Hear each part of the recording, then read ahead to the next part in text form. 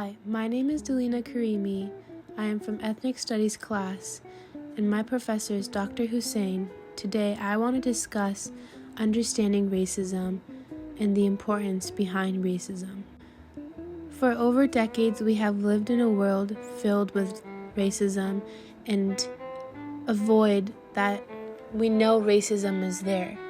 Today, I want to focus on Black spatial imaginary and in understanding why Black people were restricted from certain places and why they were transformed space using, for example, weren't allowed to go to restaurants, so they had to create their own, use beauty parlors as their own meeting spots, use nightclubs as meeting spaces, and I want to explain why this is so important.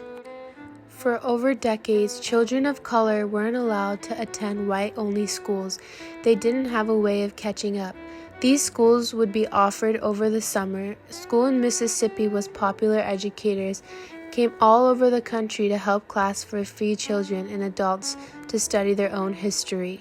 As we learned in our lecture, Bonilla Silva was someone that argued new racism that currently dominates society as of today. This racism is different than the explicit racism over the past that we've seen.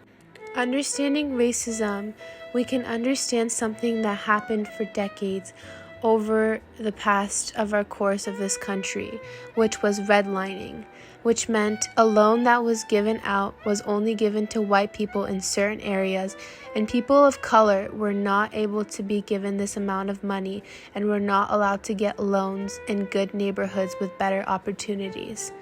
The term redlining came from Homeowners Loan Corp residential security maps. As I will show in this next clip, I will show a picture of redlining and why this was such an important deal. This operation started in 1934, leaving all of the Black community with no loan that could economically help them into housing. This is not the only discriminatory practice of denying services that Black people had faced all of their history in the United States and still face as of today. Multiple studies show that redlining's harmful legacy had left non-white communities struggling with pollution, reproductive health disorders, and few urban amenities more than 50 years later. Redlining dates back to the midst of the Great Depression when the federal government created the Homeowners Loan Corporation to provide assistance to homeowners who were defaulting on their mortgages. Bank assessing financial risk created maps that shaded neighborhoods in accordance with their property values and racial makeup.